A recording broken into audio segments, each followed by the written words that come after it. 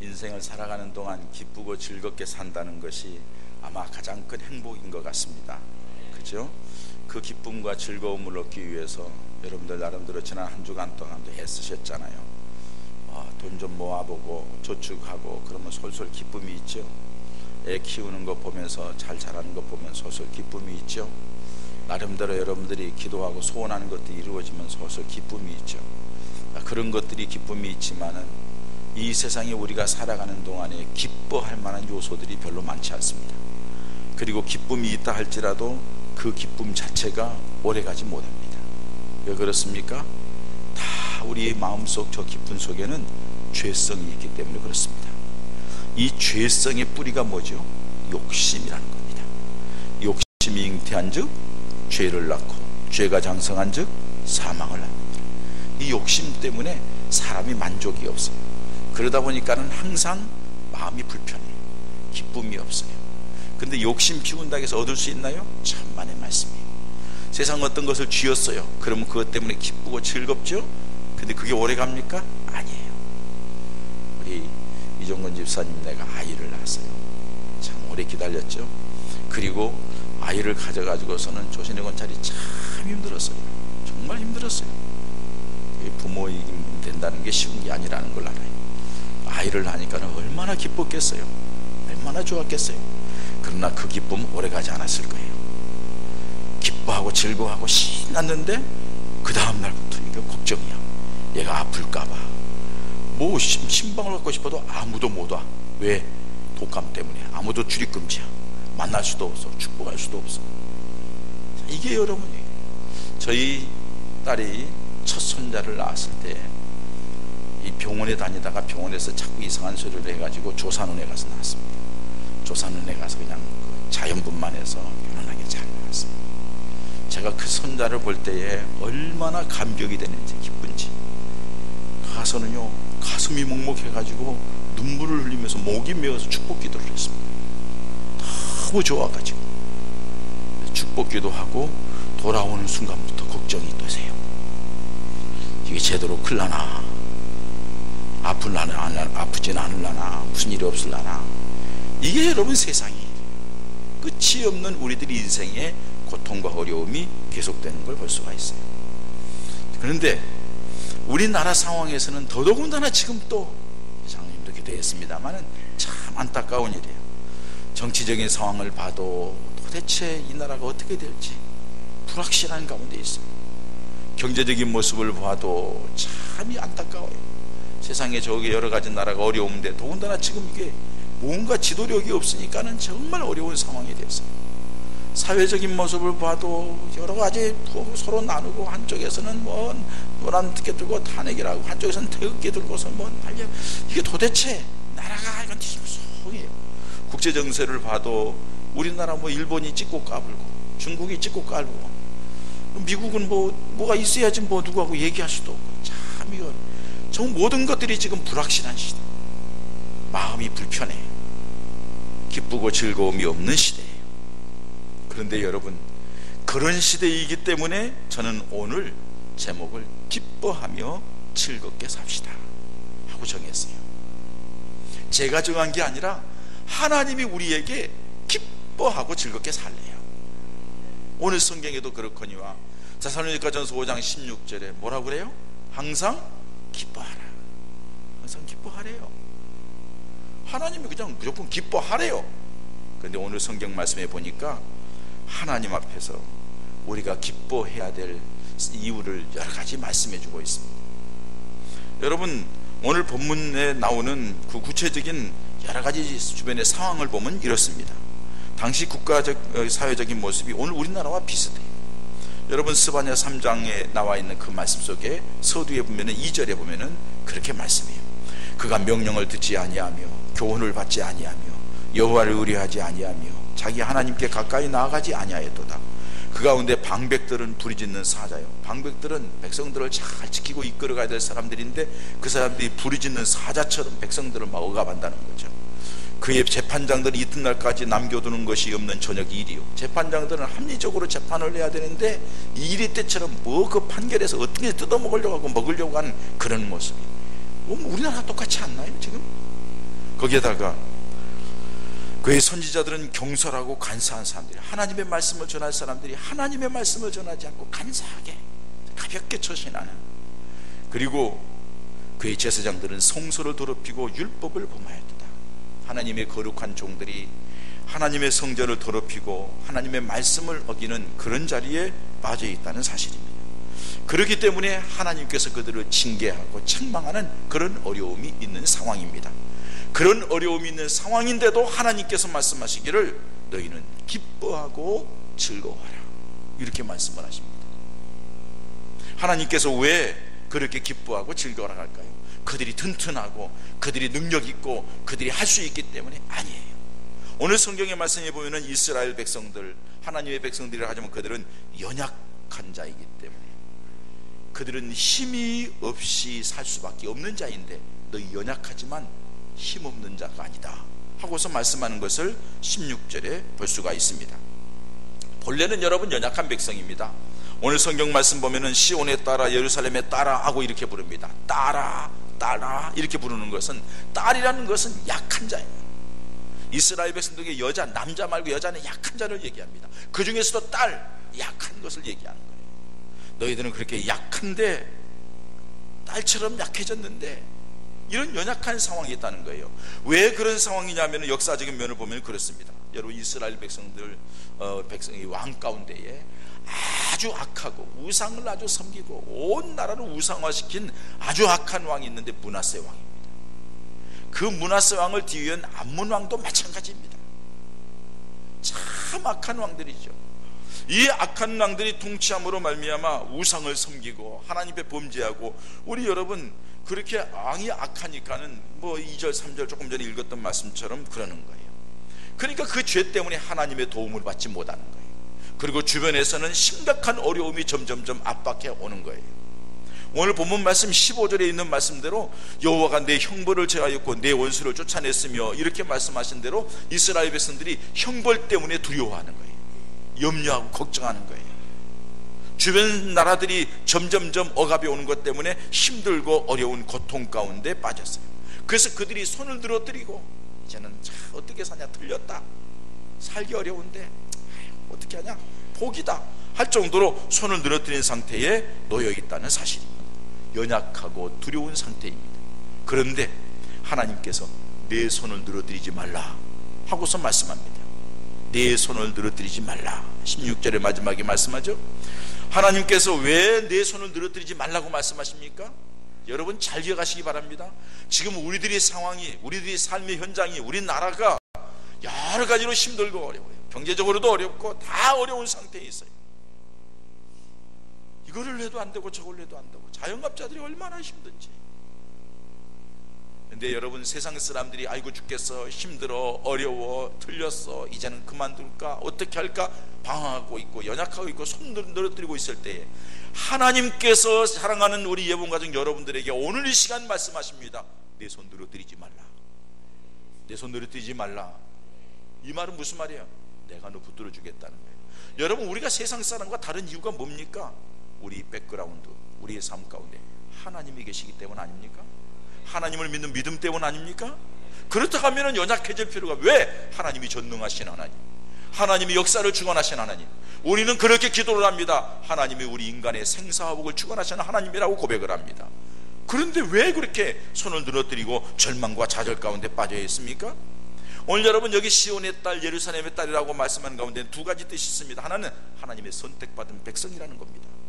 너희는 내가 선택한 백성이야. 너희 지금 상황이 어렵고 힘들어도 너희는 내 것이야. 내가 너희를 택하여서 지명하여 불렀나니 너는 내 것이야. 이사야 43장에 있는 말씀대로 내가 물 가운데로 지나도 물이 침몰치 못하고 내가 불 가운데로 지나도 불이 너를 사르지 못할 거야. 내가 구스와 스바 이방 나라를 팔아서 내가 너를 지키고 살 거라고. 하나님이 그렇게 말씀하신 것처럼 하나님이 택한 백성이기 때문에, 하나님이 책임지기로 한 언약의 백성이기 때문에 너희 손 늘어뜨리지 말라. 내 언약이 변했단 말이냐? 하나님의 언약은 변함이 없습니다. 하나님의 약속은 변함이 없습니다. 너희를 내가 쥐고 있는데, 내가 너희 가운데 함께하는데, 하나님께서 너희는 선택받은 백성이라고 말씀합니다. 여러분 우리가 세상 사람과 다른 것은 이거입니다. 세상 사람들이 상황 때문에, 자신의 여러 가지 형편 때문에 고통스럽고 힘들어서 어려워서 절망하고 좌절할 때에도 우리는 사도 바울과 실라가 감옥에 있으면서도 찬송과 기도를 드리며 기뻐하며 감사했던 것처럼 하나님이 우리와 함께 하시기 때문에 기뻐하고 즐거워하라는 것입니다. 뿐만 아니라 시온의 딸 예루살렘 딸이라는 것은 성전에 거하는 하나님의 백성이라는 말씀입니다. 시온과 예루살렘은 하나님의 성전이 있는 곳입니다. 하나님의 성전에 있는 하나님의 백성들에게 하나님이 특별히 말씀하십니다. 너희들 손들어들이지 말라. 약해지지 말라. 어려운 시대에도 믿음을 끝까지 지키기 위하여서 사랑하는 여러분들이 오늘 이 시간 하나님의 전을 찾아왔습니다. 이렇게 하나님의 성전에서 예배하는 너희들, 하나님이 말씀하십니다. 손들어들이지 말라. 약해지지 말라. 너희는 내 백성이야. 내가 너희를 선택했어.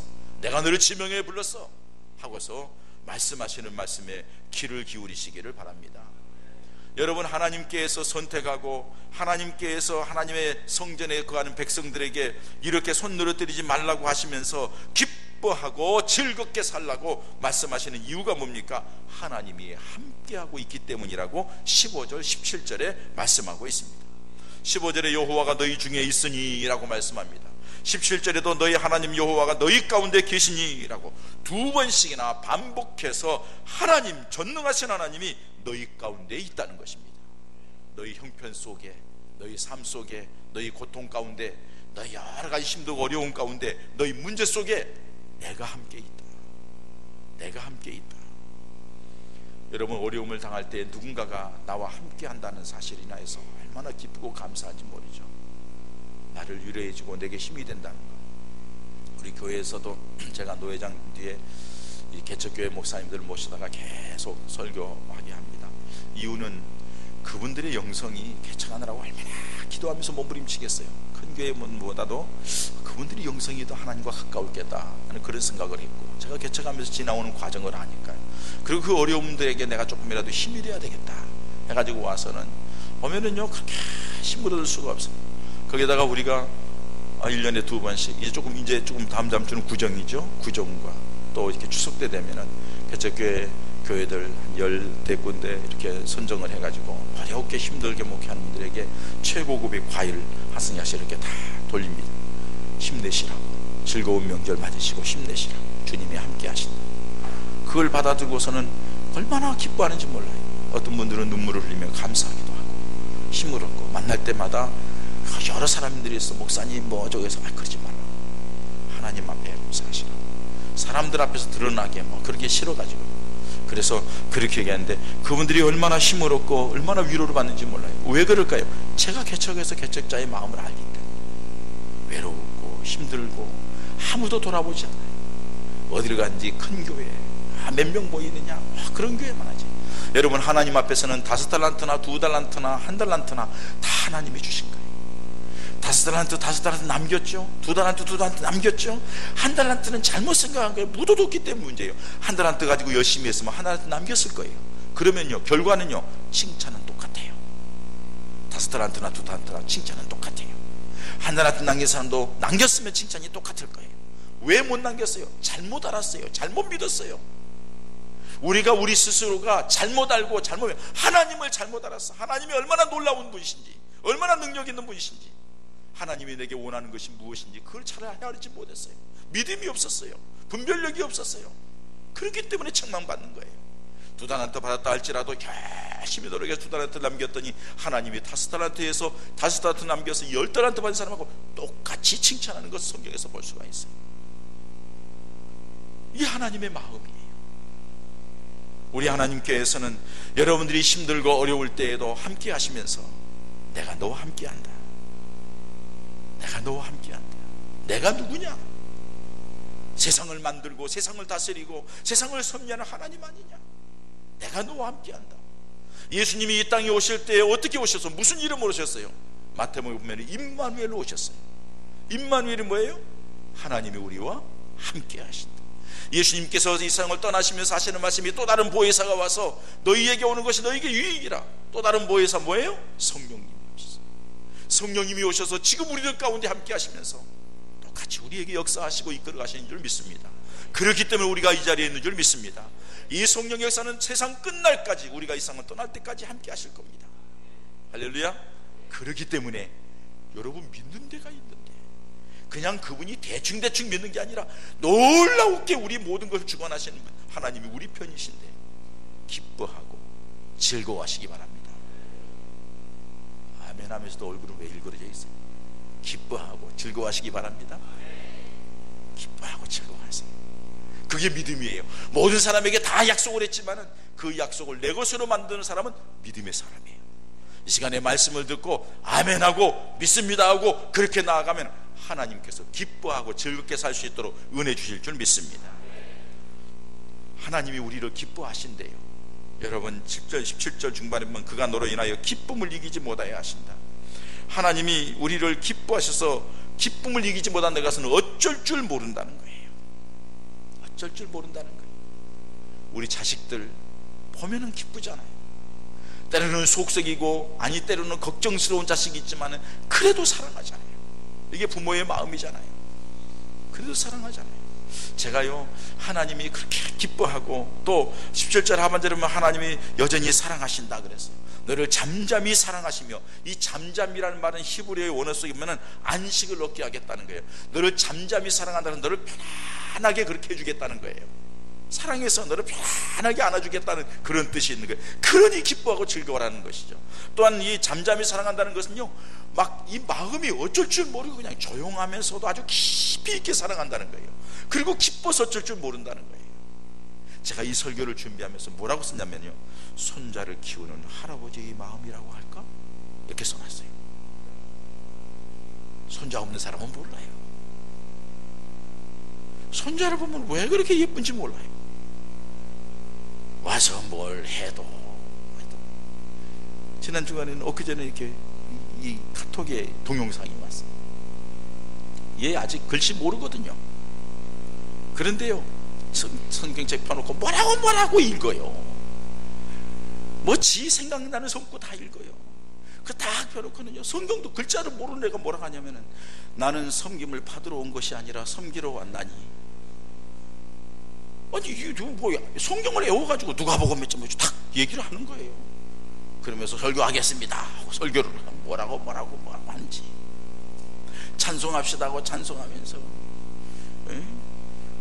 주님 뭐 찬양합니다 하고 뭐라고 주의 친절한, 자 찬송하겠습니다. 가사 모르니까 제가 합니다. 주의 친절한 하고, 주의 친절한 따라가, 엄마 따라하라고. 주의 친절한 발에 안기세, 발에 안기세. 우리 마음이, 지가 불러주면서 다요, 글씨 몰라요. 다 외워가지고 그냥 지가 가르치는 것처럼 다 켜놓고 얘기하는. 야, 얼마나 예쁜지 말이에요.